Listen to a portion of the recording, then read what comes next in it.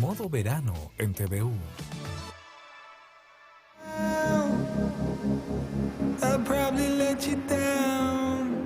Martes 18 con agradables temperaturas en este modo verano PM, 23-24 graditos. Sí, agradable la jornada para quienes nos gusta el verano y para aquellos que no son tan amigos de esta época, no es un calor excesivo. No, es un calor fresquito, aunque hoy sí, a diferencia de lo que había sido la jornada de ayer, no hay tanto viento, está un poco más seco y eso igual genera más calor, está como esa brisa. Sabemos que acá en la región del Biobío, específicamente en Concepción, donde estamos ubicados nosotros, es un poco más húmedo, entonces el viento da más frescura y a esta hora el calor se siente, aunque también hay una ola de calor que se vaticina para estos días. Claro, para la zona central. Para la zona central. Y hacia el valle. Nos llega un poquito a nosotros, pero... Por eso vamos a tener...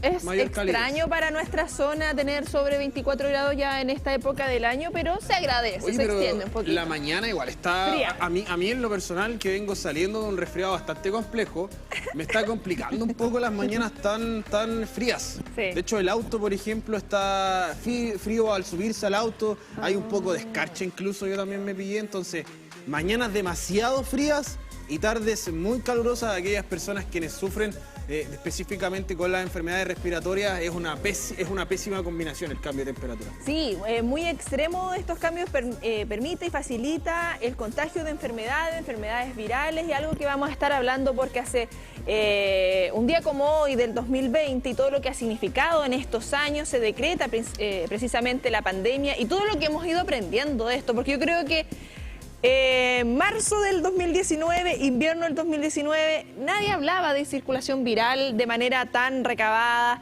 o detallar con los síntomas, de ir a hacerse un testeo, de quizás posicionar las vacunas también como la medida más efectiva para prevenir contagio, y es algo también de lo que hemos ido aprendiendo en todos estos años. Sí, aquí estamos viendo y rememorando parte de lo que son nuestros archivos históricos de nuestro canal tvu.cl.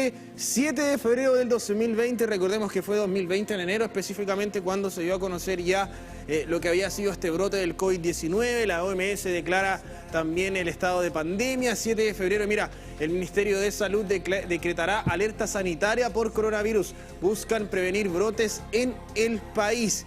Parte de lo que ha ocurrido hace 5 años. Oye. Ha pasado muy rápido el tiempo. Yo la verdad estaba preparando un material también para nuestra edición central y me puse a revisar ciertos archivos. Por ejemplo, en aquella época estaba Sergio Yacaman como intendente, actual claro, gobernador regional, figura. y Héctor Muñoz, ex seremi de salud en ese tiempo, sí, y ahora alcalde de Concepción. Cómo va cambiando un poco también la forma en cómo observamos lo que nos rodea también. O sea, imagínate, las autoridades cambian, 5 años, se les nota van rotando también, finalmente porque están en otros puestos. y se les nota también la diferencia. Mira, tú estabas aquí 5 años, hace 5 años atrás, mira.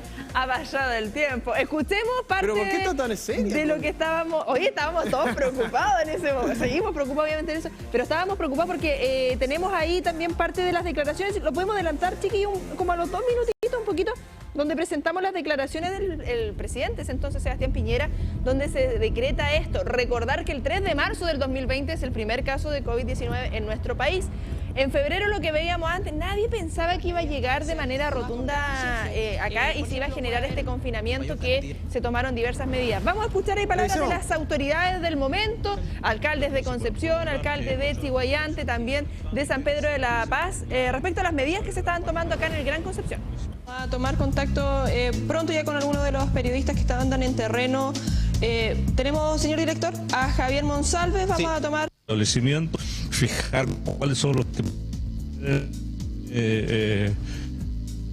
La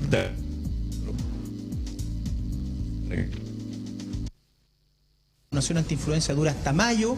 Tenemos el stock asegurado y si por ese motivo faltan algunas vacunas, el municipio va también medir al respecto para que ojalá la influenza. Para el alcalde Álvaro Ortiz, vamos a conversar con la comuna de Chiguayante, por supuesto.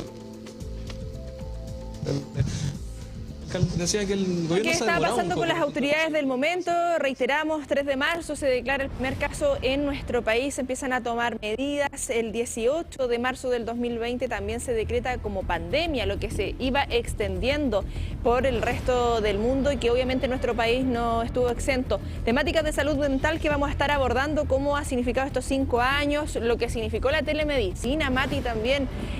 Nosotros desde la Universidad de Concepción, adelantado obviamente bastante años atrás con la unidad de telemedicina, pero todo lo que significó en ese momento, el testeo, hemos estado analizando. De hecho, en la edición AM tuvimos una conversación en relación al testeo que se generaba desde desde Concepción Y principalmente. de hecho nosotros con la misma doctora Lilian Lamperti tuvimos también hacia el cierre del año del 2024, estuvimos conversando con ella acerca de cómo todos estos avances científicos que se tuvieron que hacer y que se tuvieron que instalar para la detección, para el tratamiento de la sintomatología, en el caso del COVID, dio paso también a una nueva forma de entender la ciencia. Estamos hablando de la biología molecular, por ejemplo, estamos hablando de la medicina preventiva, estamos hablando de conocer también cómo funciona la genética a través de los exámenes PCR, que justamente tienen esa característica en particular. Entonces, el COVID no solo impactó en nuestras vidas, sino que también impactó en la instauración ya de mirar un poco la ciencia hacia más a futuro, considerando lo que significó también el tema del virus, lo que fue a nivel mundial, lo que generó en todo el planeta justamente esta alerta sanitaria. No solamente en temáticas de ciencia, tecnología, hubo cambios de paradigma finalmente de cómo nos comunicábamos, de qué le dábamos prioridad. Estamos revisando aquí también a través de tveu.cl dentro de nuestro material y archivo histórico el 3 de marzo del 2020 cuando se encuentra este primer caso de coronavirus en nuestro país donde el Talca. Estamos preparados para enfrentar adecuadamente esta epidemia, indica el presidente Sebastián Piñera, Jaime Mañalich ahí a su espalda también el ministro de Salud de ese entonces y las decisiones que se fueron tomando.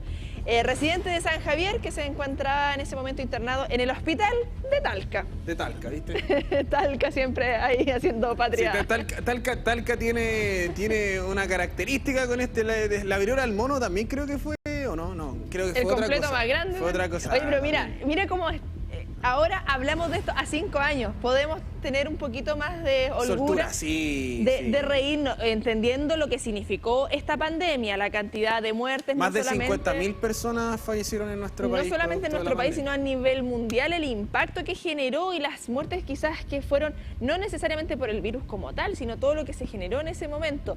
Pero claro, a 5 años hemos aprendido, o eso esperamos, es lo que buscamos también con este día en particular de generar conciencia respecto a las mismas medidas de prevención que tú señalabas, la medicina preventiva que ha tomado mayor terreno en estos últimos 5 años. No, y también no solo aparte, además, porque al final todo esto es como una suma, es lo que significaba también el estar pendiente, o sea, el estrés de qué estaba ocurriendo en algún momento. Sí. En este momento, yo me acuerdo, no sé si usted recordará, en este momento nosotros todavía teníamos desconocimiento de la magnitud y del impacto que podía significar el virus, el COVID-19 específicamente, porque usted se recordará que también hubo alguna alerta sanitaria con el virus, el de la gripe porcina, sí, pero no llegó a ser pandemia. Entonces esto también es un detalle, porque esto marcó el inicio de la pandemia acá en nuestro país. Después del confinamiento, como usted puede ver, todavía ahí estaba el presidente Piñera el expresidente Piñera dando declaraciones sin mascarilla, después ya las autoridades con mascarilla, tratando de también mostrar un poco a la ciudadanía cuál era el camino que tenían que utilizar ellos también. Entonces, el distanciamiento social, Connie. Sí, medida y todo lo que había confusión con el distanciamiento social, el distanciamiento físico. No sé, me imagino que usted en la casa recuerda cuando uno iba a comprar algo tan cotidiano como el pan. Con salvoconducto. Con salvoconducto, con un distanciamiento físico. Teníamos, no sé si a ti te pasó, Mati, que había que medirse como hasta con un brazo de distancia, porque hablábamos de 1 metro. Y en estricto rigor, un brazo es como 1 metro. Acuérdate cuando nosotros veníamos aquí a hacer el espacio deportivo y cuando nos saludábamos así. Mira, vamos a escuchar al expresidente Sebastián Piñera en este momento cuando también queda marcado la historia ya a esta altura de la pandemia. Patriotas, hemos tomado desde el mismo momento en que conocimos la aparición de este nuevo virus, el coronavirus, todas las medidas que ha recomendado la Organización Mundial de la Salud y también todas las medidas que hemos estimado necesarias para proteger la salud de todos nuestros compatriotas. Estamos preparados para enfrentar adecuadamente esta epidemia y adicionalmente hemos recurrido a todas las fuentes que pueden ayudarnos para cumplir exitosamente esta tarea.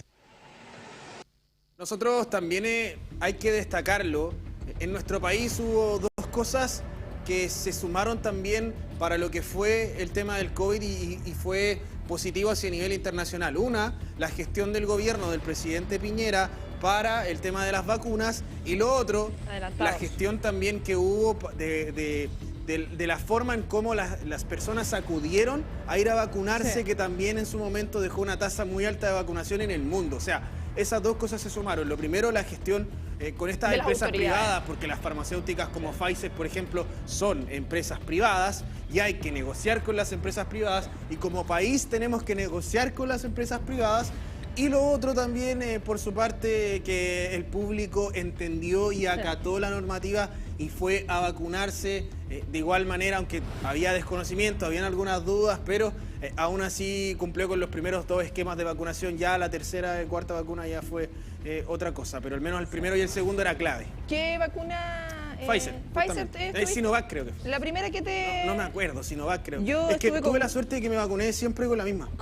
No, yo fui... O sea, era lo que pillaba en realidad. Sí, es que era la que había nomás. Y claro, yo creo que ahí tú señalas algo súper importante. La estrategia de las autoridades del momento, de ser visionarios, de generar estas alianzas. Previo, no existía todavía una vacuna, pero se generaron las alianzas y por eso tuvimos la oportunidad de suministrarnos como ciudadanía, y lo otro, la misma ciudadanía en relación a conectar con esto, tener la consecuencia y de tomar las medidas correspondientes. No quiero dejar de lado también lo que se está viviendo en estos momentos. Estamos hablando a 5 años de que se decreta pandemia el COVID-19.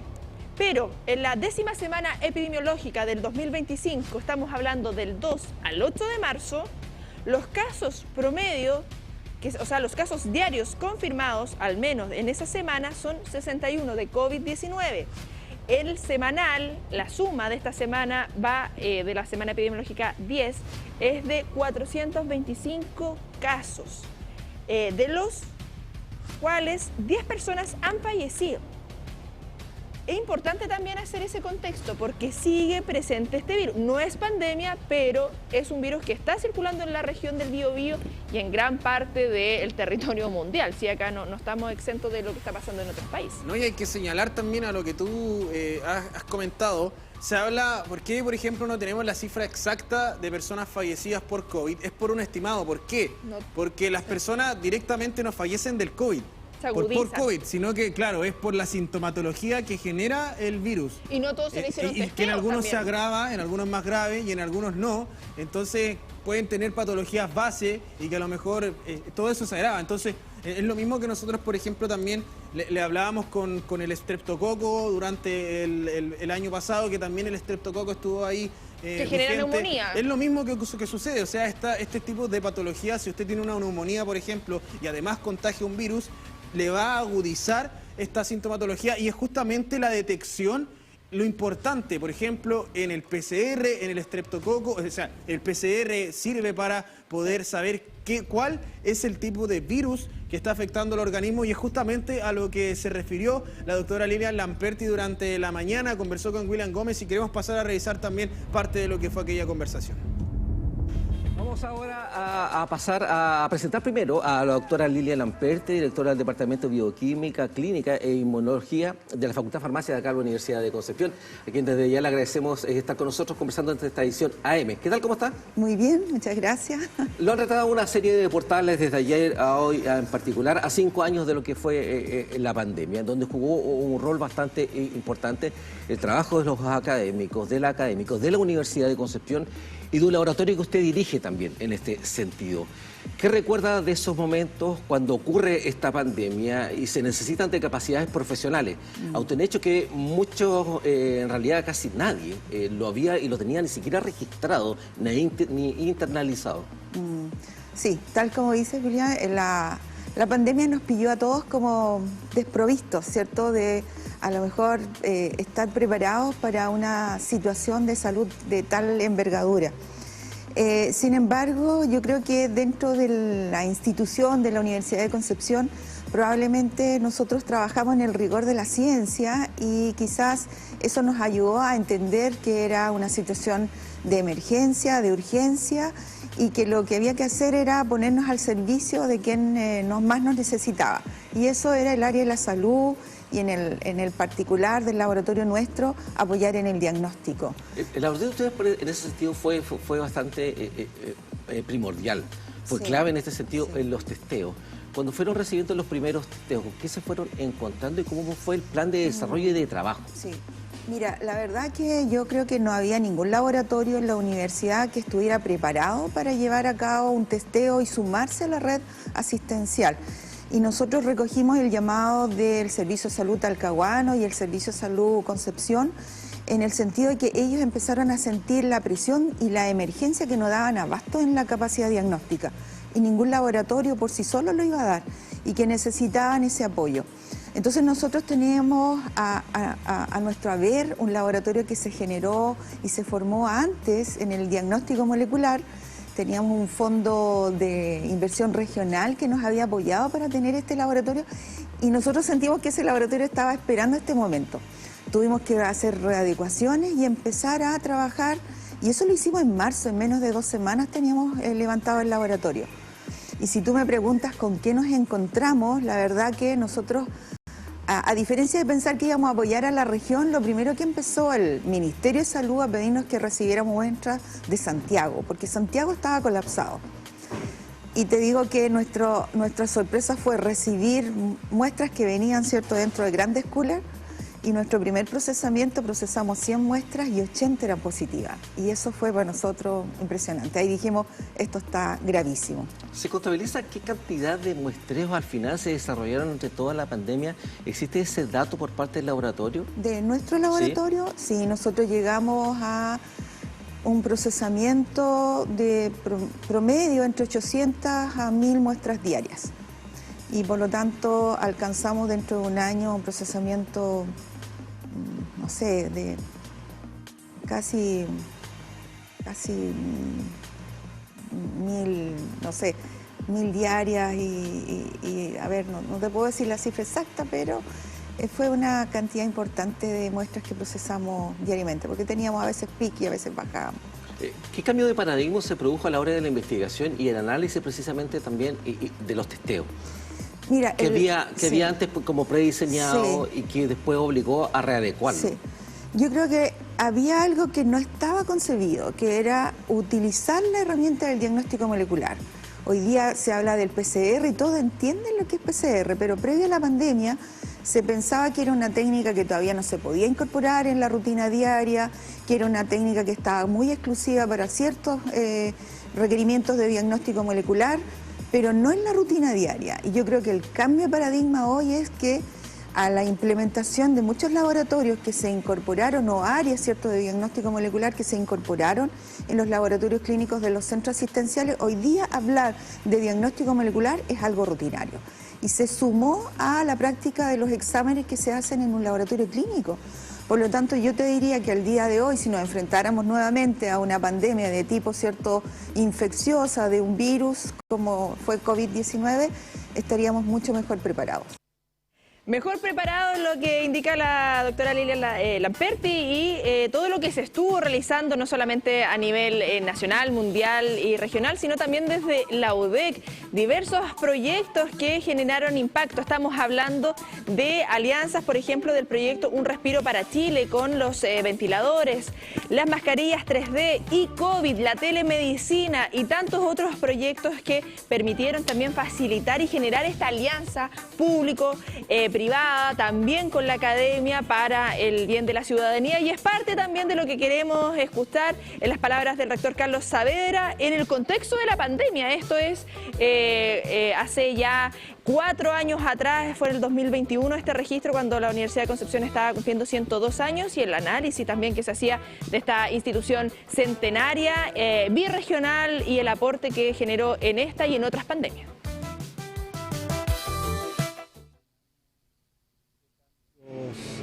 Muy veloces, cambios esperados, cambios necesarios para nuestra institución en el sentido de alcanzar esta transformación digital, de avanzar, ¿no es cierto?, en la consolidación del cuarto campus de la Universidad de Concepción.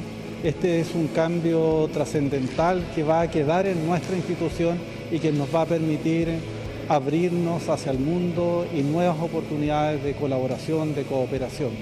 Y durante el año 2020, como lo informamos hoy, avanzamos también en la culminación del proceso de elaboración del plan estratégico institucional que nos va a permitir guiar el trabajo y el quehacer de la Universidad de Concepción por los próximos 10 años. Adicionalmente, la universidad, además de mantener su continuidad de actividades de formación, del quehacer, creación de conocimiento, vinculación con el medio, además ha contribuido en forma notable y sostenida a la contingencia sanitaria, desarrollando soluciones, acompañando a la población en diversas materias.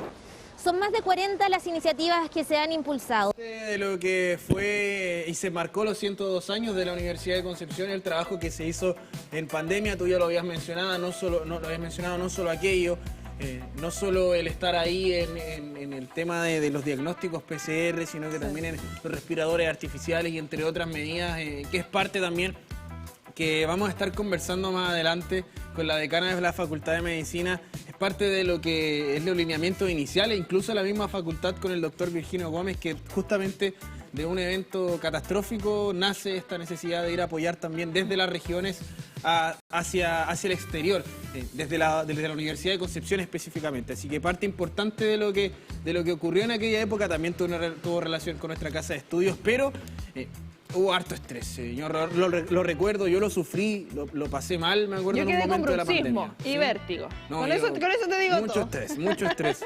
Y para conversar acerca de salud mental, Connie, queremos hablar precisamente con la psicóloga especialista en gestión de personas, gestión de riesgo y desastres, Claudia Muñoz Ramos. Claudia, bienvenida, agradecerte que nos puedas acompañar en esta tarde. Muchas gracias por la invitación. Balance que podemos hacer a 5 años desde que la Organización Mundial de la Salud decreta esta pandemia, algo que hablamos de una enfermedad física, finalmente una enfermedad respiratoria, pero que tuvo un impacto en la salud mental de el mundo, pero particularmente lo que se vivió acá en nuestra región. ¿Cómo lo ven ustedes también desde el área de la salud mental? Comprendamos que el ser humano es mente, cuerpo y espíritu. Entonces, finalmente, las situaciones que nos pasan a aspectos físicos, enfermedades, repercuten, queramos o no, ya sea pandemia, en ámbitos emocionales. Entonces, hoy en día han habido hartas consecuencias en relación a ese confinamiento, porque tenemos que ver como un antes, durante y después. En ese momento del confinamiento había que adaptarse a estar encerrados y luego después había que volver a adaptarse a salir. Claro. Salir del cascarón. Y ahí, en ese tema, bueno, hay un tema de la socialización, específicamente una generación, a una generación de niños y jóvenes que quedó marcado, que lo hemos conversado nosotros ahora. Por ejemplo, ayer estuvimos hablando en torno a lo que va a ser acá en la Universidad de Concepción la incorporación de los alumnis dentro del proceso educativo formativo. Claro. Y nos mencionaban que de repente, por ejemplo, habían trabajo, estuvimos hablando también del tema de la educación dialógica. Y nos mencionaban en todo esto que es el contacto humano-humano, físico o telemático, pero contacto de preferencia ahí con los grupos humanos. Se da ahora, pero en un momento los alumnos, por ejemplo, habían llegado del colegio, desde la casa al colegio sin conocer a nadie. habían pasado ya varios años, también habían llegado desde el colegio a la universidad. Entonces, ¿cómo fue esto? ¿Cómo también el impacto que significó en nuestra forma, nuestra concepción, que fue bastante tiempo? E incluso, disculpa, los mismos bebés o niñitos de 3 Claro, en años todas las etapas, que claro. no conectaron y que después pensaban que todo era touch. Claro. En todas las etapas, el ciclo vital de un ser humano es desde que nace hasta, en el fondo, que deja esta etapa. Entonces, bueno, lo que tú mencionas me hiciste recordar a los chicos de enseñanza media. Por ejemplo, hubo licenciatura online. ¿Verdad? ¿Te acuerdas? Toda la razón. Imagínate esa experiencia para alguien que es un hito tan importante, o también titulaciones. Acá yo estaba trabajando, de hecho, en la Universidad de Concepción, y me tocaba atender estudiantes que estaban en prácticas profesionales. De hecho, tengo en mi mente un recuerdo de un chico que estudiaba medicina, y en el fondo él siempre quiso por años estar en la práctica con las personas, y le tocaba hacer trabajo como administrativo, y frustrado completamente. Imagínate todas esas emociones que hay atrás, y además también pierdes el contacto humano que después tienes que recuperarlo. Y esto, claro, uno dice, han pasado 5 años desde que inicia todo esto. Todo el 2020 prácticamente en pandemia, con medidas muy restrictivas. 2021 entendimos que ya se podía ir flexibilizando. 2022 volvíamos a esta pseudo normalidad. 2023 ya normal. 24 viene a ser como el refresh. 25 ya algunos queremos olvidar esa época.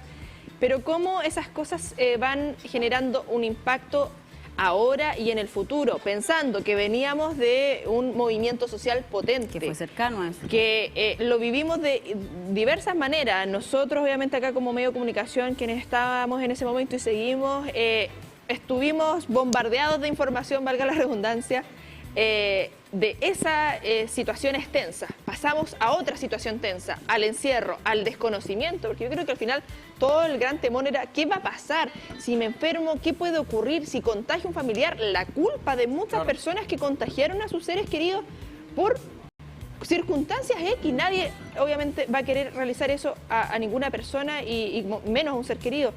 Cómo todo lo que se viene acumulando en nuestra salud mental de chilenas y chilenos, si le sumamos y nos vamos un poquito más atrás, 2010, terremoto, que siguen teniendo repercusión en nuestro organismo psíquico.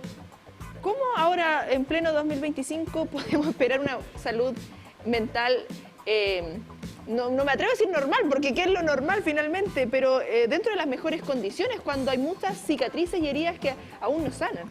Comprendamos que la salud mental, ante estos sucesos que tú mencionas, ya había una preocupación en la alza de las personas que necesitan atención mental, y la verdad es que no todos pueden acceder, partamos de ese punto de vista también.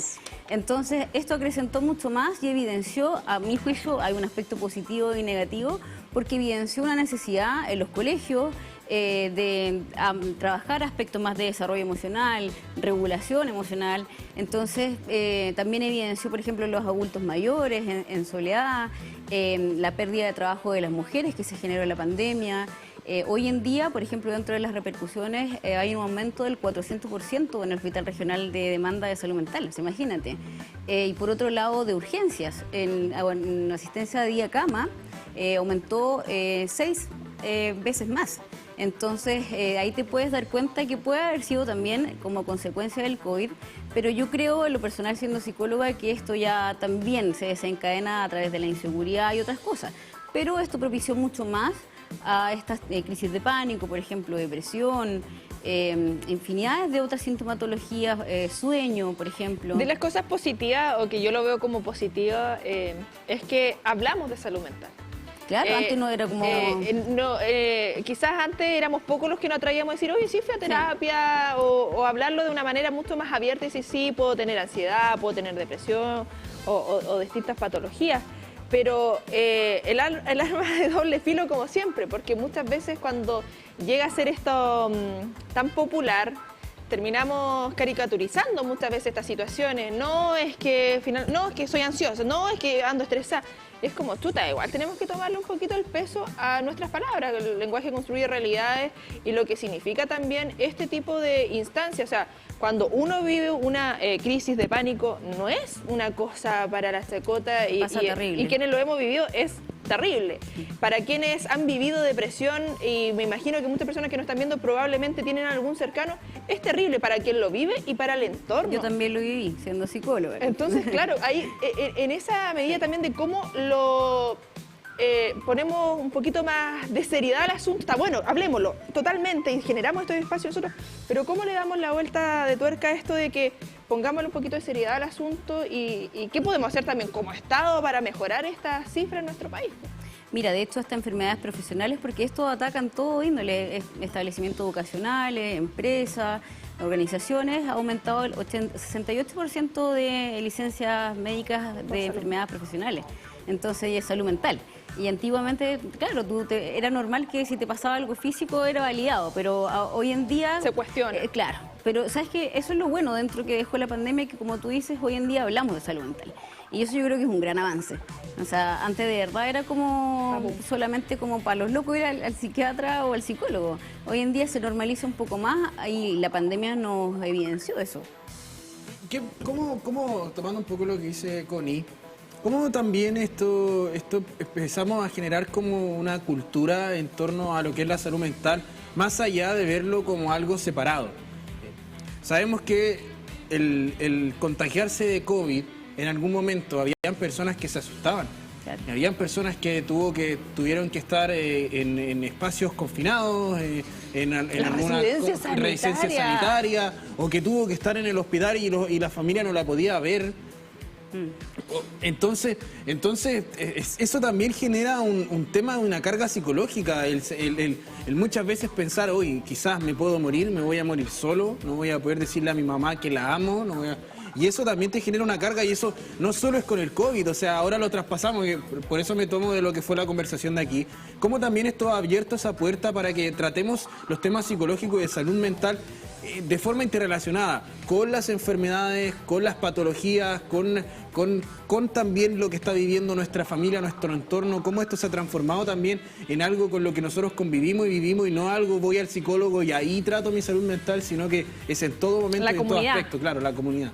De hecho, me hiciste recordar también el duelo. Imagínate, las personas que tuvieron fallecimientos familiares no pudieron darle una sepultura como ellos esperaban. Tengo una de mis mejores amigas que falleció su papá y tuvo que, la verdad es que eso es una experiencia tremendamente traumática. Imagínate no estar con reducida a las personas y se enfermó de COVID ahí en el hospital, en el fondo. Sí, lo que significaba ahí en esa instancia que fueran pocos familiares, algunos familiares que no podían viajar, diversas... Los duelos, el cierre de ese duelo. Claro, no poder verlo y uno, claro, tiene una parte racional y sí, es peligroso, pero ¿qué pasa con esa parte emocional donde tenemos poca educación emocional? Si es que nada, poco manejo. No me atrevo a decir nada, pero claro, cuando sale intensamente... pero te das cuenta que al menos se está propiciando cosas y eso salió luego de la pandemia. Entonces también se evidenció a nivel mundial la importancia de hablar de las emociones. Sí, porque ¿cómo podemos aquí, de lo que señala Mati, y para igual ir entregando como algún tipo de herramienta a las personas? Porque claro, todos podemos aportar de alguna manera. Claro. En algún momento hemos hablado de estos primeros auxilios en relación a la psicología, la contención. A mí me ha tocado, no sé, por ejemplo, el mismo REC, en eventos masivos de ese tipo, personas que de repente sufren una crisis de pánico. Claro, uno va aprendiendo ciertas herramientas, cómo hablarte, cómo acercarle, porque tampoco se trata aquí de ser avasalladores, ni mucho menos. ¿Cómo podemos tener esas herramientas, un conocimiento, si es que estamos viendo alguna situación o pasa algo así? Porque más allá del... ¿estáis triste? No estoy triste, que es como un meme prácticamente eso, porque no tenemos ese tacto. Tenemos que ir educándonos también en eso. ¿Cómo podemos entregar algún tipo de herramienta para contener? Y ahí le sumo también a nosotros en la vida cotidiana, como lo dice Connie. O sea, cómo poder también quizás generar espacios propicios para aquellas personas que están atravesando por un proceso complicado de salud mental y no juzgar o apoyar o también quizás contagiar a nuestro entorno a no realizar alguna acción quizás que pueda hacer o desencadenar algo peor, sino que poder también desde nosotros cambiar nuestro entorno. Mira, lo primero es validar y reconocer la emoción. Porque muchas veces de pronto te puede doler algo y tú no identificas que ese dolor es a lo mejor algo emocional, que muchas veces es así. Primero es validar, reconocer qué estoy sintiendo. La mayoría de las personas como que hablamos de las emociones básicas, pero hay muchas más que debemos ir reconociendo y desde ahí darle un sentido. ¿Por qué me estoy sintiendo triste? ¿A raíz de qué? ¿Cuál es la experiencia? ¿Me entiendes? Y desde ahí generar ese proceso de gestión emocional. Pero lo más importante es reconocer y desde los otros validar que el otro también se puede sentir como se sienta. Y todas las emociones son válidas, o sea, no hay negativas ni positivas. Sentir rabia también es parte de un proceso.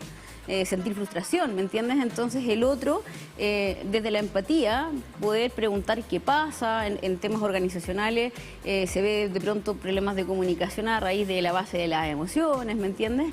Entonces, y de lo que tú dices de los primeros auxilios psicológicos, lo primero que hay que hacer es con las personas es darle seguridad y resguardo a esa emoción, validar lo que sienten, ver cómo tú lo puedes contribuir, porque a veces las personas en estas crisis de pánico necesitan que tú les proporciones espacio de contención al estar separado de más gente, por ejemplo, que puedas preguntarle cómo le puedes contribuir bajo su perspectiva, porque diferente es la que uno cree que es lo que le va a aportar.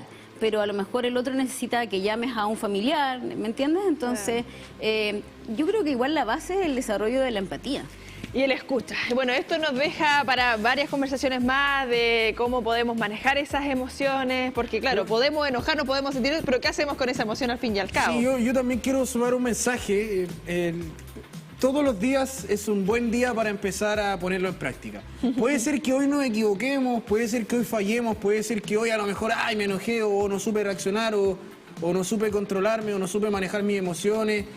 O a lo mejor estoy yendo a la psicóloga o al psicólogo y no logro poner en práctica las herramientas, pero se puede, a la hora siguiente usted puede plantearse un cambio y así.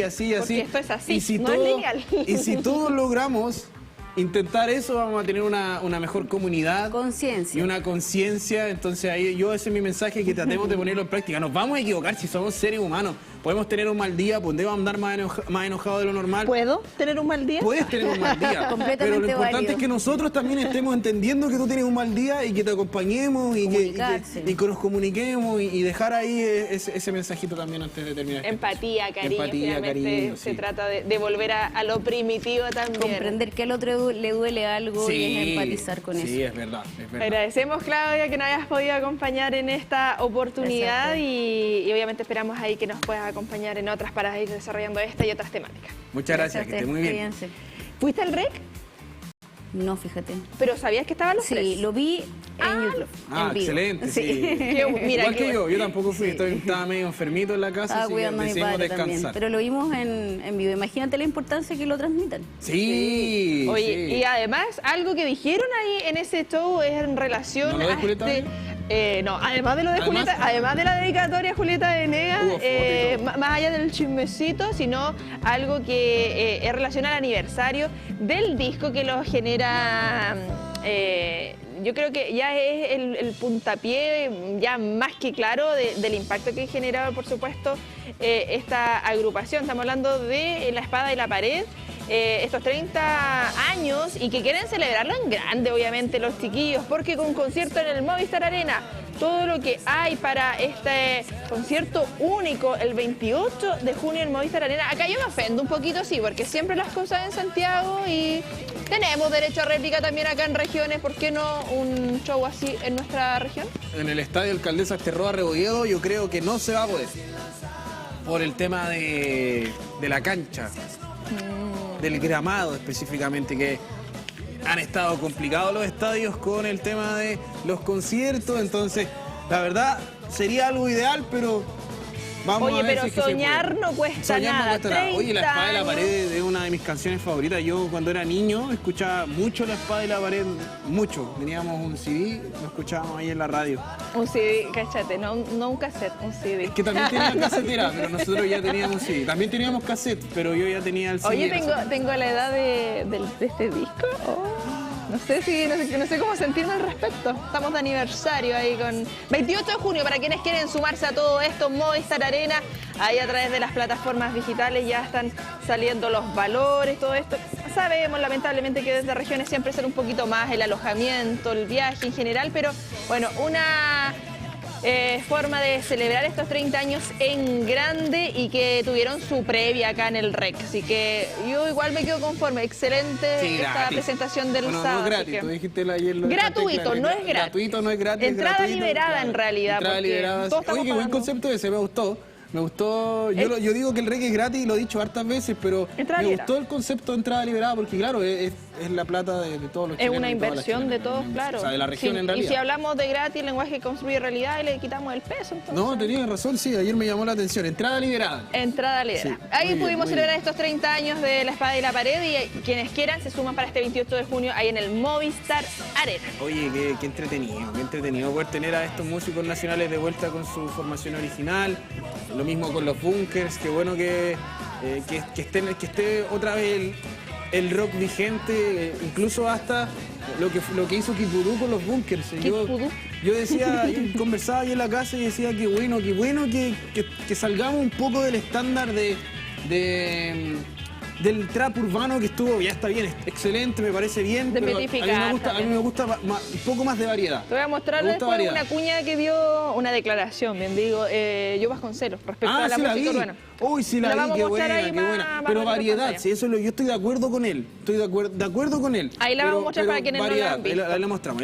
Oye, queremos seguir con esta temática. 5 años desde que la Organización Mundial de la Salud decreta esta pandemia de COVID-19, repercusiones que hemos teniendo en estos años, pero también hemos ido mejorando en varias cosas y queremos verlo también de una manera positiva. Aprendizajes, medidas que han quedado o medidas que ya estaban obsoletas, quizás no lo sabemos. Queremos ir detallándolo con el médico de familia del CESFAM, O'Higgins, Ramiro Fariña. Doc, ¿cómo está? Muy bien. Consultarle por lo que fue esta instauración primero de esta nueva forma de ver el COVID, porque el personal de la salud era la primera línea. Tuvo que trabajar ahí con capas de protección en un momento para evitar, claro, ahí a cada cierto tiempo ustedes ya los PCR eran cosas de pan de cada día para ustedes. Entonces, ¿cómo fue esta nueva forma de enfrentar la vida dentro de lo que es ustedes ya los recintos de salud y además, obviamente, aprender a cómo tener que adaptarse ante la dificultad del trabajo con este virus? Claro, todo partió, cuando partió el COVID, era todo nuevo, o sea, las personas no sabían, pero tampoco nosotros como equipo de salud sabíamos mucho cómo manejarlo. Había todo desconocimiento. Y tuvimos que adoptar varias medidas para poder enfrentarlo, sin saber realmente si iban a ser efectivas o no. Se decía mucho al principio que solamente tocar una superficie que llevaba mucho tiempo, e incluso nos íbamos a contagiar, entonces las medidas eran extremas en un principio. Siempre pensando en cuidarnos nosotros, porque éramos nosotros los que teníamos que seguir atendiendo a toda la población, entonces era súper importante el tomar todas las medidas que pudiéramos. Eso generó en los equipos un desgaste tremendo, o sea, tienes que estar siempre pensando que el paciente que me va a tocar puede ser el que me contagie de COVID, con el que yo vaya a contagiar a mi familia, y a veces eso no se dimensiona. Eso generó que a pesar de tomar todas las medidas tuvimos que trabajar en turno, estuvimos enterándonos de que nuestros compañeros de ese turno que fueron contagiados, ¿cierto? Había un caso ahí, teníamos que ir rápidamente nosotros a cubrir la atención en los centros de salud, así que fue tremendo. Generó que los equipos se tuvieran que separar, no teníamos contacto con nuestros propios compañeros de trabajo, trabajábamos muy aislados por eso, porque teníamos miedo de poder contagiarnos entre nosotros y después no tener cómo poder generar las atenciones al resto de la comunidad. Medidas extremas que recuerdo en lo personal y claro, colegas acá, y uno lo veía también con otras personas o a través de redes sociales, que cuando uno salía, llegaba, se sacaba la ropa, la lavaba inmediatamente, desinfectar las cosas que llegaban, las compras, que claro, uno dice ahora, oye, llegamos a un punto que era... realmente extrema la situación, pero a medida que fue pasando el tiempo también nos fuimos relajando. Medidas que siguen vigentes y que nos permiten también la protección de COVID-19 y de otros virus que es necesario ir recalcando, reforzando, porque lamentablemente vamos viendo los inviernos, cómo colapsan y ustedes nuevamente siguen ahí con esa presión de, chuta, ¿qué pasa con las camas? ¿Qué pasa con los resfríos mal cuidados y que van avanzando y se contagian o no hay una seriedad necesaria muchas veces de las enfermedades. Ahora podemos resfriarnos y claro, no nos vamos a preocupar de ir a hacernos un PCR y saber si es COVID realmente, pero probablemente puede serlo. Y a eso le sumo también el tema de lo que ocurrió con el virus sincicial, lo que ocurrió con el estreptococo, cómo también la influenza. claro, la misma influenza. Que mata gente. Claro, O sea, cómo, muere gente igual. cómo también eso de lo que se vivió en el COVID también impacta a lo que estamos viviendo hoy en este proceso post-pandemia, en donde también estuvimos recluidos mucho tiempo, el contacto con los virus, parece que incluso hasta los virus se hicieron más fuertes ahora que... O nosotros nos hicimos más débiles. También nosotros nos hicimos, es que según dicen algunos, solo dos, entonces está compleja la situación al menos en materia respiratoria. Sí, yo creo que una de las principales medidas como que se adoptaron, que quedaron del COVID, el lavado de manos. O sea, una de las cosas principales que ha evitado bastantes contagios, yo creo que una de las principales cosas que la comunidad adoptó y ha seguido manteniendo. Pero eso, discúlpeme, Doc, eso tiene que haber sido toda la vida, ¿sí? Eso tiene que haber sido siempre, pero la verdad Nos enteramos es que, que parece que no era tan así, po. No era así, o sea, fue... Si algo podemos rescatar fue que se tomó conciencia de que existían enfermedades respiratorias que se contagiaban de cierta manera, que se contagiaban por toser, ¿cierto?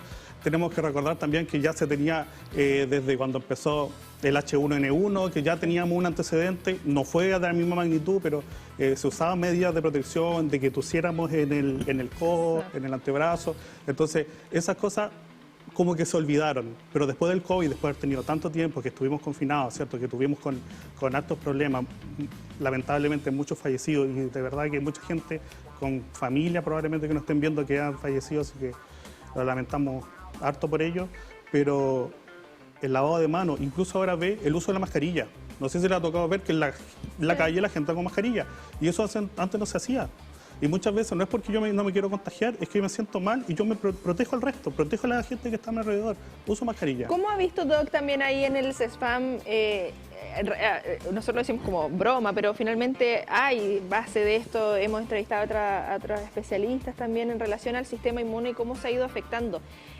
No sé, por ejemplo, a mí, y doy mi caso particular, jamás en la vida me había dado bronquitis, amigdalitis y faringitis. Y ahí yo anduve con mascarilla.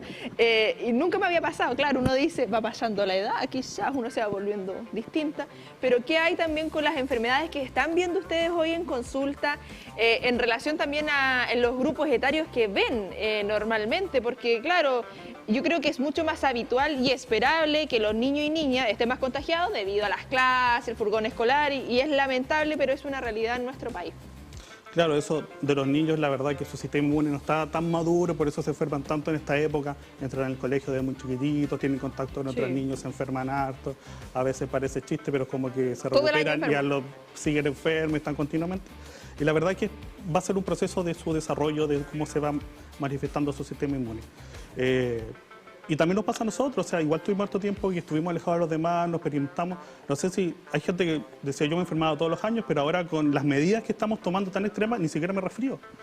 Y eso generó también que después empezaron a tener otro tipo de infección, empezaron a surgir otros virus y generó de que las infecciones ahora están durando mucho más. Antes cuando uno le decía al paciente, 5 o 7 días va a estar bien, y ahora vienen a los 14 días, a los 21 días y todavía siguen. Y la verdad es que eso está pasando. Tenemos que adaptarnos a esa nueva realidad que tenemos. Voy a aprovechar la consulta. Ahórrate el bono. Me ahorro el bono. Lo que pasa es que yo estuve con amigdalitis. Una amigdalitis igual fuerte. Me dieron 10 días de antibióticos. Pero di la verdad, Matías, ¿te cuidaste al inicio? No, mira, es que lo que pasa es que... Rételo. Yo voy a decir la verdad, Lo que pasa es que justo empecé con síntomas el sábado que volvía de vacaciones. Y yo me sentí mal y yo dije... ¿Con qué cara voy a faltar? Claro, ¿cómo voy a faltar? Sí, estoy de vacaciones. Entonces, traté de ver si es que era un resfriado normal y la verdad es que llegó un momento en el que ya no pude más. Por eso este estudio ahora se llama Matías Schneider. Fui al médico y tenía amigdalitis. Hace mucho tiempo que no me daba, pero hace un tiempo atrás, yo estoy 100% seguro, no me fui a hacer un PCR, pero que me dio COVID porque ya me había dado antes y era exactamente la misma sintomatología. Nunca me da un resfriado tan fuerte. Varios ahí. Sí. No, sí. Y desde ahí en adelante, ya fui al médico, sí, estuve con licencia, me cuidé. Antibióticos. Antibiótico, sobreviví, pasé esos malos días, pero ahora me dio esta amigdalitis. Y fueron 10 días de antibiótico, pero todavía estoy Ni complicado. le digo maquillaje como está con la carraspera. Sí, todavía estoy Las complicado. mucosidades. Entonces, y ahora, de hecho ahora, justamente le estábamos conversando hoy que yo voy a sacar hora al médico nuevamente, porque ya me llama la atención de que me están durando demasiado los resfriados. Y es lo habitual, y es lo que se está viendo en la práctica habitual, de que las infecciones que antes duraban mucho menos tiempo están durando el doble, el triple. Pero también hay que entender algo, el hecho de que tú tuviste una amigdalitis, tuviste una infección, ¿cierto? Probablemente bacteriana, te dieron antibióticos y los antibióticos mataron la infección. Pero eso no quiere decir que después de ese tiempo tú vas a estar bien como antes. Existe un periodo de convalescencia, desde que yo me curo hasta que yo vuelvo a estar en la normalidad. Y a veces uno no toma en cuenta, uno piensa que se va a tomar los antibióticos y se va a sanar y va a seguir igual que antes. Entonces hay que tomar eso en cuenta. Depende ¿Cuánto es el periodo aproximado? Es que es variable, depende de la persona. Si hay algo respiratorio, alguien que ¿Y tuvo si es COVID, alérgico no también? si es alérgico, un asmático, tienen hartas cosas que tomar en cuenta, así que el tiempo es variable. Eso más que ver que pensando siempre que haya como una cierta mejoría, de que la persona no vaya empeorando, de que si tuvo fiebre ya pasó la fiebre, después no vuelva a la fiebre. Entonces esas cosas hay que irlas viendo, hay que irlas manejando. Y pensando, Doc, también en lo que nos hablábamos, que para la época de la pandemia, las medidas más estrictas, el único virus que estaba circulando era el COVID. Claro. Y claro, yo creo que fuimos muchos los que no nos enfermamos. A buena hora no nos enfermamos en ese periodo. Claro. Porque no colapsábamos el sistema, porque no nos poníamos en riesgo, porque todas las alternativas. Porque seguimos también las medidas. Las medidas, claro. El distanciamiento y todo lo que significaba eso. Pero en este momento hay más virus. Y lo dijo la autoridad sanitaria del momento, el virus puede mutar, pero en este caso no muta bueno, no se va a convertir en bueno. Los virus están siendo un poquito más malvados, están siendo más resistentes. Y debido, me imagino que ustedes lo han visto en la consulta, que hay pacientes, acá tenemos un caso, no le vamos a poner nota 7, pero fue al médico y cumplió la receta y todo. Y cumplí con los días de antibióticos. Pero hay algunos... Porque eso también es algo que me dijo el médico. Te voy a sentir mejor. O sea, es típico que al segundo o tercer día me siento un poco mejor. Y uno deja el tomar. antibiótico. Sí. O que Mati le dieron para 10 días y se tomó 7 y dejaron, Mati, ¿por qué no me da esos 3 días? Me estoy sintiendo mal. Claro. ¿Qué tanto influye la automedicación en que se genere más resistente las bacterias, en que nos genere algún tipo de debilitamiento? Entre mito y realidad, a mí me pasa con algunos antibióticos que sí me siento como más... Es que claro, los antibióticos no van a distinguir mucho si son bacterias buenas, bacterias malas que tenemos. Y muchas veces los pacientes tienen el concepto de que necesitan antibióticos como a lo mejor un cuadro es viral y los virus no se tratan con antibióticos. Y eso pasa mucho con la automedicación. Viene una persona que tiene, no sé, le lloran los ojos, está con un moco blanquito, está con dolor de garganta, le pica la garganta, tiene tos y ya lleva 2 días tomando amoxicilina, no se me pasa y por eso va al médico. Pero la verdad es que nunca necesito ese tratamiento. Solamente necesito cuidado general, necesito saber la enfermedad que tiene, que probablemente sea un virus, que va a pasar un tiempo, donde se puede sentir mal y que después se va a empezar a recuperar. Pero pasa mucho también con el miedo, con los consejos que les da el vecino, el familiar, que le dice tómate esto. Yo fui por lo mismo, que nunca es lo mismo, y me recetaron esto. Entonces, pasa por eso, pasa porque las personas también quieren sentirse bien. Entonces, a veces cuesta conseguir hora al médico, entonces, ¿qué hago mientras? Entonces, hay otros factores que influyen en eso, en la automedicación, y hay que ser también respetuoso con eso, con los pacientes, con que ellos hacen lo que pueden, con los conocimientos que tienen, con lo que tienen a mano. Y por lo mismo generamos este espacio para acercar a los especialistas a la comunidad, porque daba características que yo creo que todos lo hemos vivido, moquito blanco, carraspera, pero ¿qué pasa cuando esto se agudiza o cambia el colorcito, la consistencia? ¿Qué debiésemos hacer ahí, Doc? Más, obviamente no le llama la automedicación, pero... Es que eso, me refiero a que, todos hemos estado resfriados. ¿En qué momento vamos al médico finalmente? Todos hemos estado resfriados y lo característico ya el moco. Es como agua, se me puso espeso, se puso blanco, se puso amarillo, se puso verde. Está infectado, voy al médico. Visto colores. Cuadro normal de un resfrío común. Evoluciona así. Ojo, Doc, entonces, mito realidad, la mucosidad, si está amarillo o verde, no significa que sea otra cosa. Puede ser un resfriado común. Y por lo general el resfrío, cuando ya está en su última etapa, empieza a tener la mucosidad más fea. Está madurando, como se dice coloquialmente. Considerando el tema de la automedicación, lo que estaba mencionando el delante Connie, también mencionar y hacer este llamado, porque por ejemplo, a mí me ha pasado ahora también, y a la gente, bueno, en realidad a toda la gente le pasa, que uno toma amoxicilina por harto tiempo, por hartos días, y eso también genera un daño.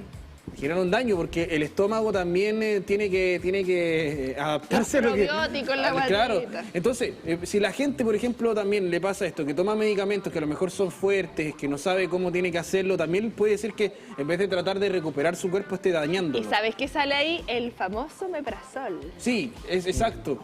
¿Cómo también cuidamos a la gente de eso? Justamente el omeprazol, de tomar amoxicilina, de los cuidados también que tenemos que tener nosotros o considerar un poco también cuáles son las características de cada medicamento. Claro, si A la pensamos... persona que es alérgica al ibuprofeno, por ejemplo, o en grande, tomar migranol en grandes cantidades también genera problemas en general. O sea, si pensamos en eso, podríamos estar... Todo el día. Y más. Pero así en términos generales, los antibióticos nunca automedicárselos. Está harto el concepto del omeprazol como un protector gástrico. El omeprazol no cubre el estómago, como dice la gente. El omeprazol disminuye la cantidad de ácido que hay en el estómago. Y yo necesito ese ácido para protegerme de las infecciones, cuando como bacterias, para que la destruyan, para poder absorber nutrientes. Entonces tampoco lo puedo usar de forma indiscriminada porque alguien me dijo que hacía bien para el estómago.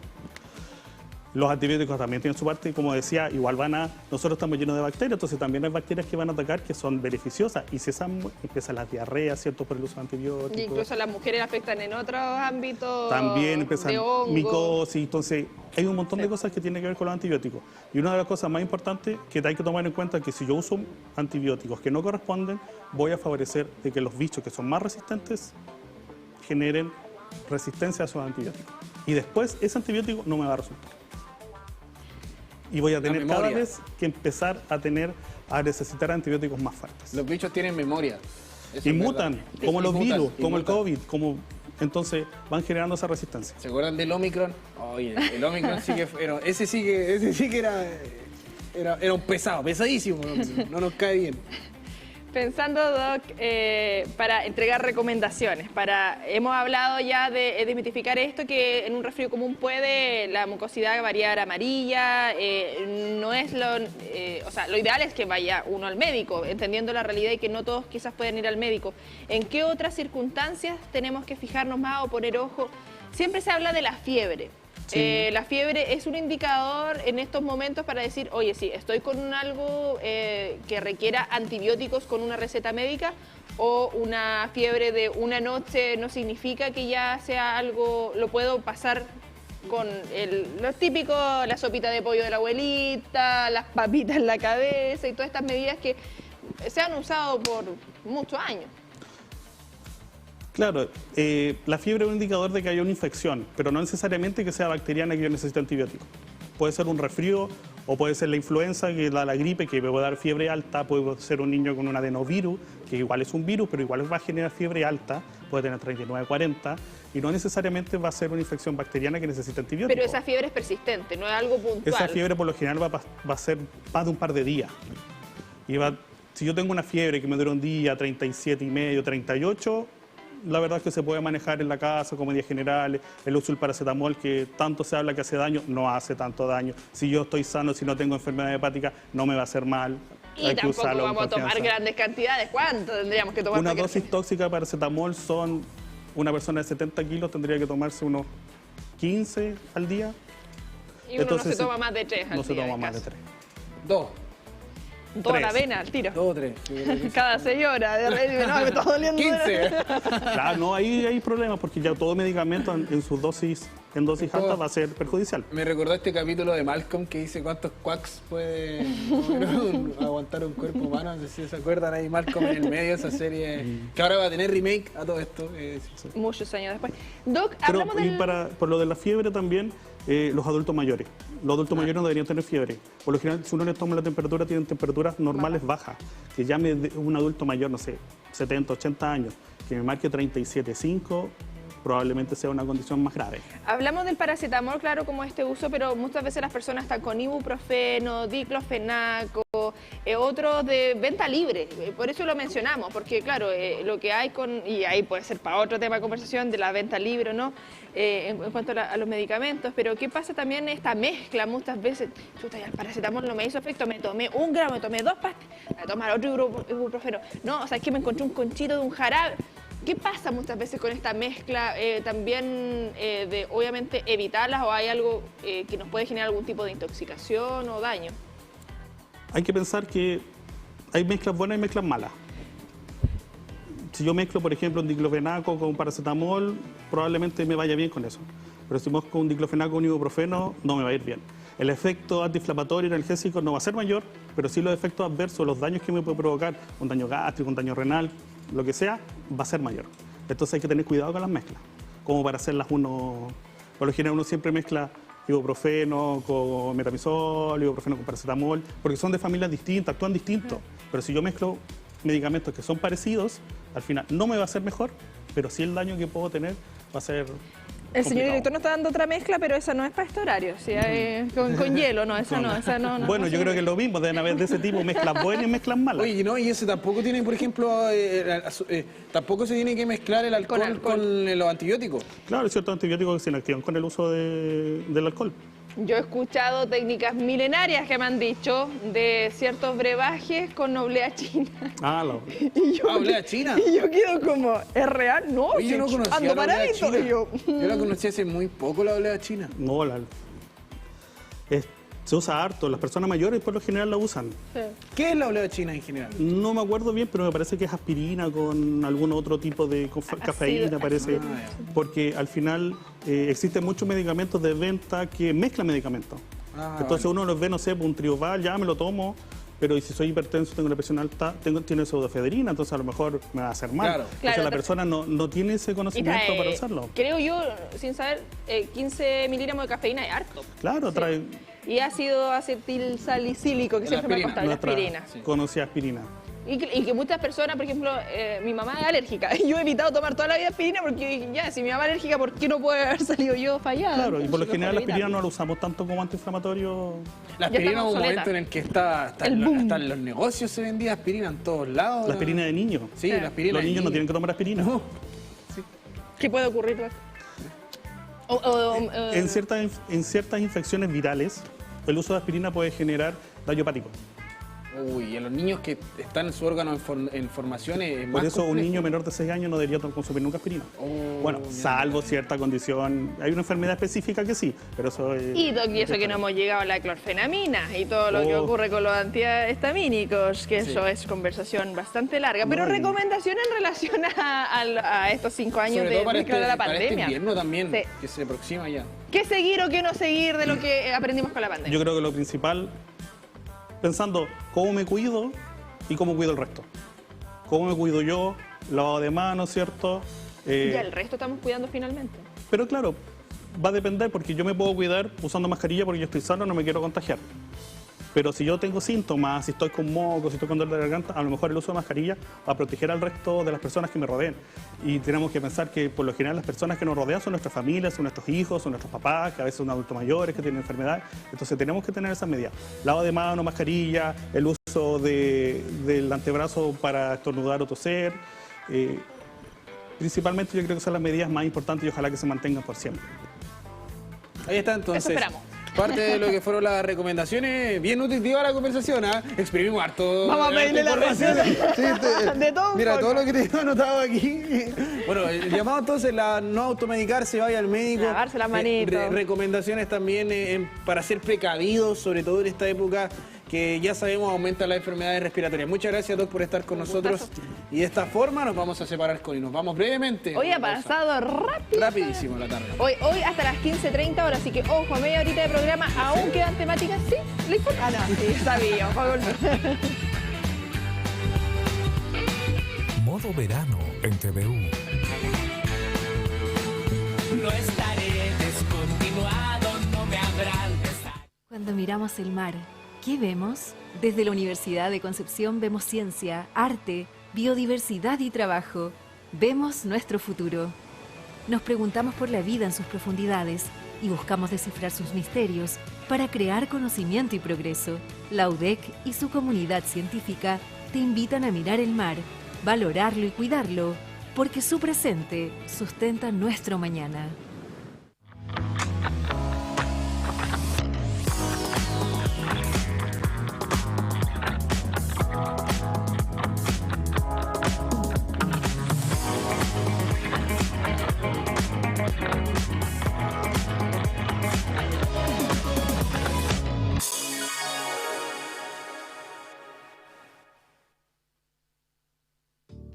Hola, soy Dani Urrizola y hoy vamos a recorrer Chile juntos.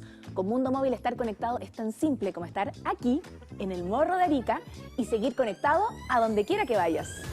¿Sabías que con Mundo Móvil tienes redes sociales libres? Así es, sin descuentos de mega, ni necesidad de recargar. Estés en el desierto de Atacama o en la costa, podrás compartir siempre lo que quieres. Con Mundo Móvil disfruta de la mejor cobertura en todos estos lugares increíbles. Porque conectarse en cualquier lugar de Chile es parte de la experiencia que ofrecemos. Y nuestras ofertas son las mejores. ¿Necesitas más? Tenemos opciones para cada necesidad y al mejor precio. ¿Quieres un plan más grande? Todo sin preocupaciones, estés donde estés. Recorre Chile sin límites con Mundo Móvil. Cámbiate cuando quieras. Y revisa nuestras ofertas con redes sociales libres y gigas de alta velocidad al mejor precio. Conéctate en todos lados con Mundo Móvil. De casi 4 años de arduo trabajo, desde que se inició el proceso participativo, contamos con una propuesta de reforma de estatutos de la Universidad de Concepción. Propuesta elaborada por la Comisión para la Reforma de los Estatutos, compuesta por 4 representantes del directorio y 4 del Consejo Académico, y que fue aprobada por ambos cuerpos colegiados superiores de la universidad. Agradecemos a esta comisión haber logrado plasmar y ponderar los elementos centrales de la etapa de participación de la comunidad universitaria, incorporando la experiencia y aporte de los procesos previos de reforma de los años 1997 y 2007, la experiencia universitaria reciente, la necesidad de una adecuación a la legislación vigente y que se encuentra comprometido en la resolución de acreditación institucional del 2024. En especial, agradecemos el esfuerzo realizado por quienes integraron esta comisión para alcanzar consensos en la absoluta mayoría de sus artículos para reflejar la voluntad de quienes integramos la comunidad Universidad de Concepción. La propuesta permitirá actualizar y modernizar la institución adaptándose a los cambios normativos que han ocurrido en el sistema de educación superior durante los más de 35 años de vigencia de los actuales estatutos, lo que ha desembocado en un texto que entre las reformas establece Ampliación de las personas selectoras con voto ponderado para los procesos de elección de cargos unipersonales, rector, rectora, decano, decana, director, directora de departamento. Consagración expresa en el nivel estatutario que establecen mejoras en la separación de los roles en la gobernanza para favorecer de mejor manera el adecuado control y oposición de funciones, reforzando las atribuciones del directorio respecto del cuidado del patrimonio. Creación de una comisión de ética de la Asamblea de Socios y Socias. Contraloría con carácter autónomo, haciéndose eco de la necesidad de garantizar la probidad y transparencia. Se incorpora un órgano triestamental consultivo que puede canalizar las inquietudes de la comunidad y aportar desde su diversidad al desarrollo institucional. Limitación a la reelección de autoridades, de manera de garantizar la renovación de los liderazgos internos, fortaleciendo la democracia universitaria. Separación de las actuales funciones de la vicerrectoría en una prorrectoría y en una vicerrectoría de formación, e incorporación también a nivel estatutario de las vicerrectorías de investigación y desarrollo y de relaciones institucionales y vinculación con el medio. Ampliación del derecho a voto en el Consejo Académico a todos sus integrantes permanentes, incluyendo voto de representantes estudiantiles por cada campus y a las direcciones de escuelas de la universidad. Reconocimiento a los campus y a la necesidad de garantizar el desarrollo armónico de ellos. La consagración a nivel estatutario de la importancia del desarrollo del personal universitario, académico y no académico. Por todo esto y más, invitamos a socias y socios de la Corporación Universidad de Concepción a participar para redefinir el futuro de nuestra institución el próximo 20 y 21 de marzo. Al votar como socias y socios de la corporación. Revisa en detalle esta propuesta en el sitio web estatutos.udec.cl. Y gracias a nuestro esfuerzo y compromiso, démosle a las nuevas generaciones UDEC un marco normativo que les permita seguir creciendo, aportando al país y enfrentando los desafíos de una universidad pública en pleno siglo XXI para así afirmar nuestra universidad, nuestros estatutos.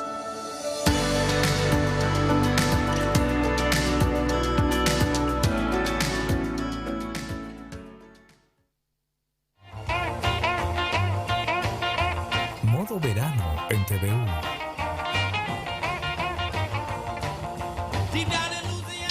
Regresamos con qué al ritmo del música. rock, al ritmo del rock and roll, del padre del rock. Del padre del rock, porque estamos hablando que un 18 de marzo, por eso el homenaje, nuestro humilde homenaje acá desde las pantallas de TVU, un 18 de marzo del 2017 y fallece Chuck Berry, todo lo que ha significado obviamente este intérprete, guitarrista, compositor, cantante estadounidense en la historia del rock. Johnny B. Good.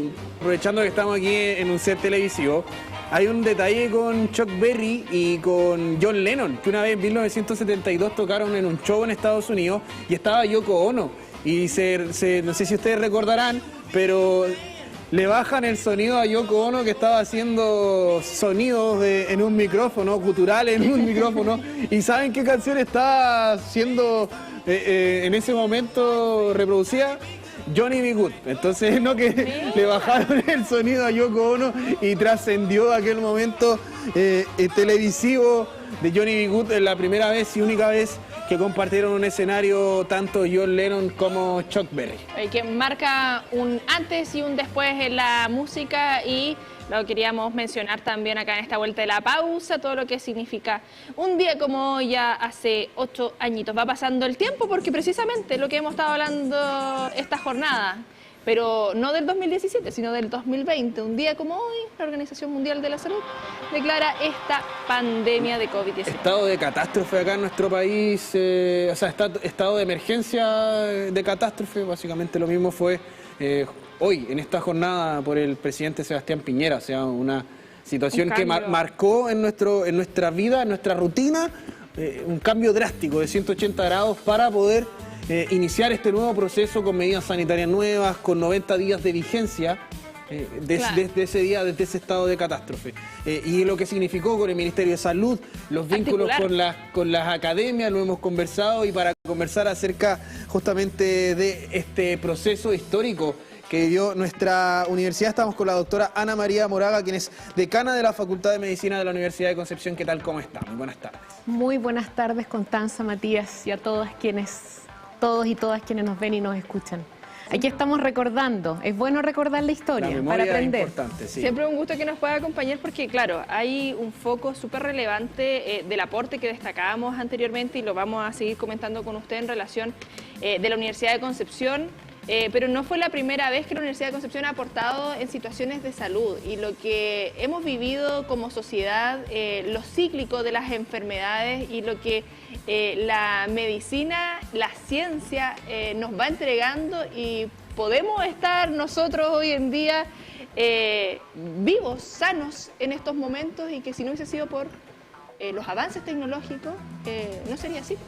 Así es, por los avances tecnológicos, por la investigación, por la observación y por personas que son capaces de una manera muy clara, contarnos qué es lo que van aprendiendo de los fenómenos. Muy bien recordaba que cuando la Universidad de Concepción, los estábamos comentando recién, cuando la Universidad de Concepción se crea, en 1919 el mundo estaba bajo los efectos de una pandemia de influenza, ¿sí?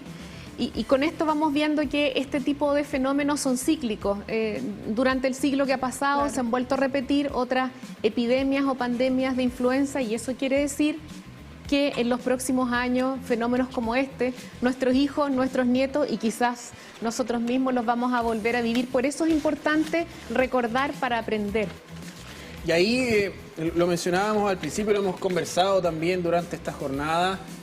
Ocurre un cambio, llega este proceso, se decreta estado de catástrofe por parte de la presidencia, llega un momento en el que ya las normativas eran otras, cambian todo lo que nosotros conocíamos y tenemos que adaptarnos, la universidad se tiene que adaptar, el ámbito de la medicina, lo conversábamos recién también, tiene que adaptarse, cambia todo. ¿Cómo se vivió este proceso también acá en la universidad, considerando que se está formando también profesionales en un momento en donde lo que más se necesitaban también eran justamente profesionales de la salud?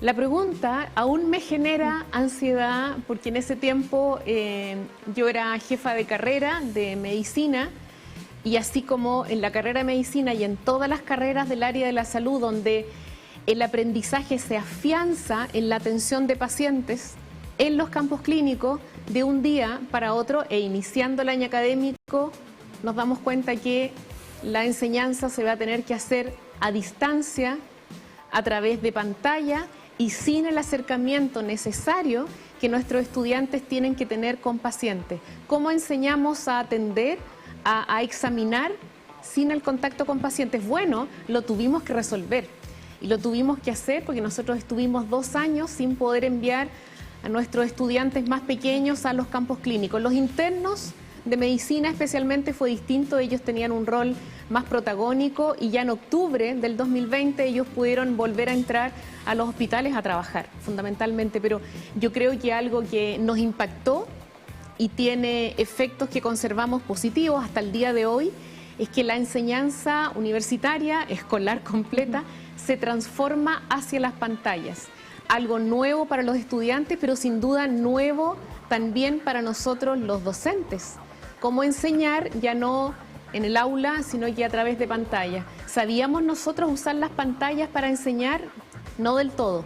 Rápidamente tuvimos que aprender. Afortunadamente la Universidad de Concepción tenía las plataformas, tenía las capacidades para enseñarnos a enseñar a través de pantalla. Yo quería relevar eso como un gran cambio, donde fuimos capaces como institución de rápidamente ponernos al día y acoger a nuestros estudiantes con la misma ansiedad que teníamos nosotros, ellos jóvenes encerrados en sus casas, con la necesidad de rendir, de aprender, de dar evaluaciones. Fue intenso, ¿sí? Pero también la universidad tuvo roles tremendamente protagónicos e importantes en la atención de pacientes y en la contención de la pandemia. Yo quisiera, en primer lugar, relevar lo que fue el Telecovid UDEC, una plataforma, como lo fue todo en esa época, la primera en ponerse en marcha en nuestro país, la primera posibilidad que ciudadanos chilenos y de 144 países tuvieron acceso a poder tener consulta médica a través de pantalla, consulta con un profesional médico, pero también consultas de qué hago, a dónde voy, qué puedo hacer si siento esto. La primera plataforma, en donde también, y ahí personalmente me tocó un rol que fue muy lindo, como epidemióloga, que es mi especialidad dentro de la medicina, semanalmente hicimos actualizaciones de la situación epidemiológica de la pandemia, en un tiempo inicial en que no sabíamos nada. ¿Cómo se contagiaba? No sabíamos. Cómo hacer los diagnósticos exactos, tampoco teníamos certeza, y mucho menos cómo tratar. Por lo tanto, la entrega de información fue súper importante para tener algo de calma. Además de eso, fuimos teniendo reuniones clínicas donde expertos decían qué pasa con el COVID y las embarazadas, el COVID y los recién nacidos, el COVID y la salud mental. Fue tremendamente importante este rol, tanto de atención a pacientes como también de entrega de información y de acoger a usuarios. Dijo algo súper importante que no sabíamos en ese momento, lo que sabemos ahora, lo que se está entregando también de ese conocimiento a estos futuros profesionales, porque claro, lo que significaba para todos, o sea, nosotros todas nuestras entrevistas eran vía Zoom, vía plataformas digitales, este contacto, el vernos a la cara, el mirarnos, el sentirnos, el abrazarnos, en un área súper importante para la vida de todas las personas, como ir al médico.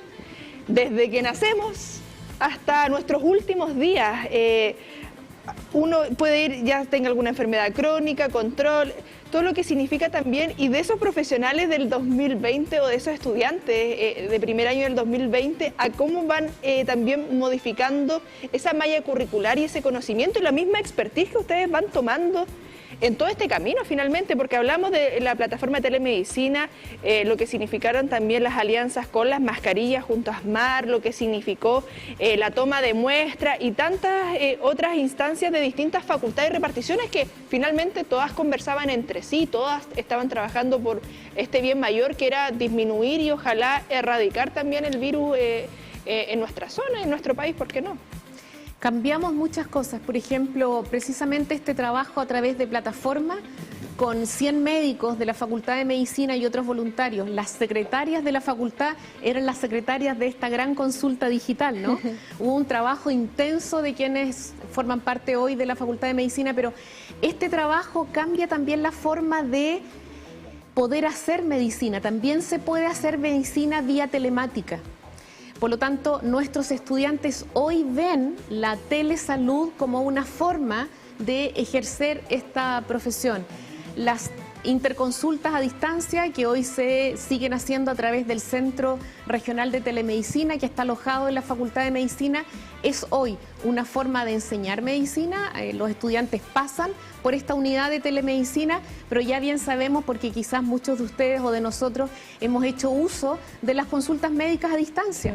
Tenemos una duda y podemos pedir hora con un especialista que trabaja en Santiago y estamos en Puerto Montt. Hoy, 2025, eso es una realidad. El 2019 no lo era. Eso nos deja la pandemia como algo positivo y sin duda eso es también parte del aprendizaje o del proceso de formación de profesionales de la salud. Y en su área de expertise, lo mencionó, el tema de la comunicación, del acceso a la información fue clave, sobre todo en el tema epidemiológico por lo que significaba esta pandemia. Y ahí es donde hubo que hacer también mucho trabajo en materia de seguimiento de lo que era esta infección. O sea, hablamos de corroboración de datos, de trazabilidad, de cantidad de contagios. O sea, estamos viendo cómo las ciencias también se mezclaron. Lo digital, la tecnología por su lado, los software, la necesidad de tener personas que sepan también acerca de cómo poder llevar a cabo lo que necesitamos que esté en el ámbito digital, pero también los datos que son necesarios para poner en ese ámbito digital y también obviamente los canales de comunicación en donde vamos a acercarnos a las personas. ¿Cómo también fue todo ese proceso? Porque todo esto se hizo, hay que pensarlo también, que esto se hace en pleno momento cuando está ocurriendo, o sea, con toda la presión que había. ¿Cómo también se fue formando este tipo de proyectos como lo que estábamos viendo aquí recién en torno a lo que se genera desde los alumnos, pero también desde la misma universidad, desde la misma facultad? Agradezco tu pregunta, Matías, porque me permite contarles a todas y a todos quienes nos están viendo que para poder transmitir información real a la población y poder tranquilizar por ese lado, pero también para poder tomar decisiones desde el Ministerio de Salud y desde el Gobierno, cuándo generar cuarentenas, cuándo liberarlas, cuándo poder volver a clase, etcétera, etcétera, se necesitaban indicadores, ir viendo cómo esos indicadores cambiaban. Esos indicadores no existían en marzo del 2020. Hubo que pensar epidemiológicamente y crear esos indicadores. Y en eso se conforma un equipo de universidades que trabajan de manera conjunta.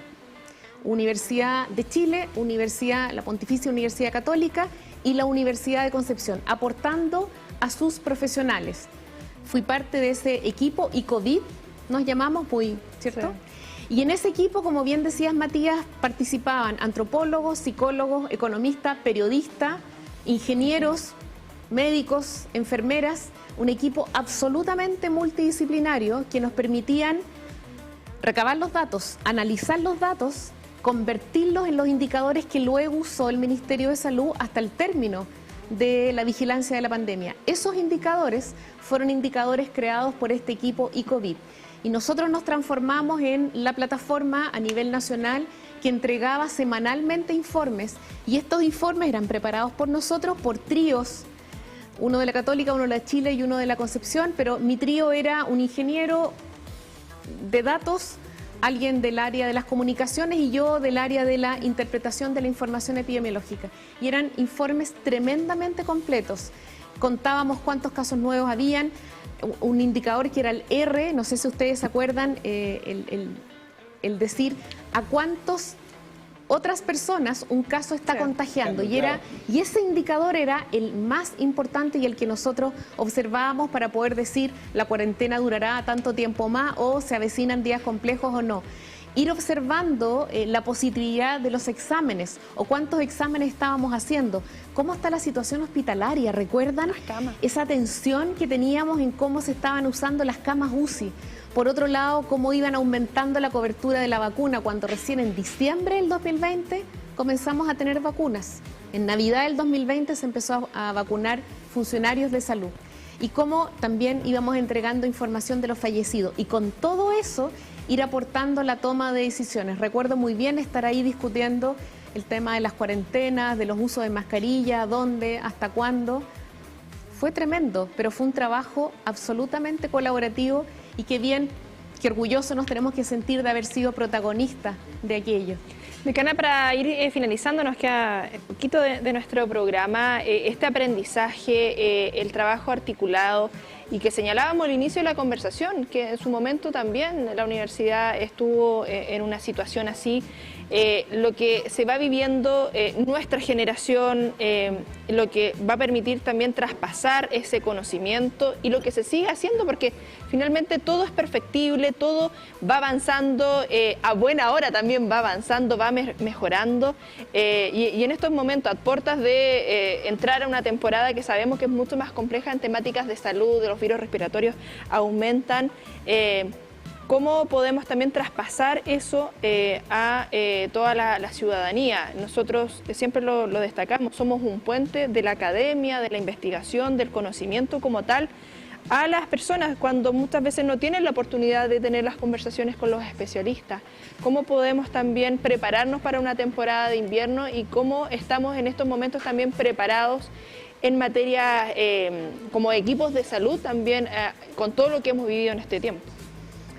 Yo daría 3 mensajes. El primero tiene que ver con informarnos de fuentes de información válidas y que en general son la academia, ¿cierto? No quedarnos con lo que vemos o escuchamos en las redes sociales sin saber de dónde viene esa información. Y ahí los medios de comunicación como TVU son tremendamente importantes porque ustedes siempre transmiten información desde la academia. Entonces, quedarnos con información válida, no solamente con rumores. Segundo, es mejor prevenir que tratar, ¿cierto? Por lo tanto, hagamos todo lo posible y lo que ya sabemos y la pandemia nos enseñó para evitar enfermarnos, ¿sí? Nosotros, nuestra familia, nuestros equipos de trabajo, incluso. ¿Y cómo podemos hoy, qué podemos hacer hoy para evitar contraer enfermedades de invierno? ¿Qué medidas son? Ventilar. Hay que ventilar. Cuando alguien tiene síntomas respiratorios, a ese alguien le ponemos mascarilla. Y si alguien en nuestro entorno tiene un estado de salud que signifique estar más débil o más propenso o que está con algún tratamiento que hace que en sus defensas bajen, esa persona por precaución debería usar siempre mascarilla. Ventilación, uso de mascarilla entonces frente a síntomas respiratorios y algo fundamental, hacer uso de las vacunas que gratuitamente y de manera universal el Ministerio de Salud, finalmente el país, ¿no? Chile pone a disposición de nosotros los chilenos y que están enfocados a grupos específicos. Las vacunas solo tienen evidencia de utilidad. Las vacunas solo tienen evidencia de que son útiles. Y lo repito porque ese mensaje es importante de incorporar, ¿cierto? Y como último mensaje, cuidémonos entre todos, seamos proactivos en el cuidado, acompañemos a vacunar a alguien que sabemos que lo tiene que hacer y no lo ha hecho. Preguntémonos, ustedes aquí, equipo de TVU, ¿se vacunaron? ¿Tienen mascarillas disponibles en los lugares de trabajo si alguien comienza con sintomatología? Preguntas interesantes. 3 mensajes. Información con evidencia, prevenir a través de las vacunas y cuidarnos en equipo. Muchas gracias, decana, por estar con nosotros en esta jornada. Le invitamos también, obviamente, a que más adelante podamos volver a conversar en torno a estos temas también en lo que ha sido, claro, este año específicamente, los avances que va a tener la Facultad de Medicina también, que sabemos que continúa año a año, así que le agradecemos por su tiempo, por estar con nosotros. Muchas gracias por la oportunidad, saludos a todos y a todos. Éxito también en todo este inicio de año académico que sabemos ahí siempre es intenso marzo. Y nosotros nos despedimos media horita más temprano en esta jornada. Y destacar y no olvidarnos, además de las más de 50.000 personas que fallecieron, extender obviamente las condolencias correspondientes a sus seres queridos y por lo mismo queremos generar conciencia. Lo que pensábamos ese 18 de marzo del 2020 cuando se decreta este estado de catástrofe que iba a durar 90 días y que íbamos a volver a la normalidad después de 90 días, terminó durando prácticamente 3 años y no queremos que vuelvan a ocurrir situaciones de este tipo. Y así como cada 27 de febrero también recordamos fechas claves, estas fechas también con el COVID, que es lo más reciente, y sobre todo considerando, lo volvemos a mencionar, lo que ha ocurrido con el estreptococo, lo que ha ocurrido con el virus sincicial, que ha generado también algunos problemas respiratorios. Es necesario recordarlos para poder también mantener el cuidado, y nos sumamos también a los mensajes que nos deja la decana. Muchísimas gracias por estar con nosotros en esta tarde. Nos despedimos un poquito más temprano, pero nos reencontramos mañana en el mismo horario. Nos reencontramos mañana. Buena tarde y no se olviden, 20 horas, edición central de TVU Noticias.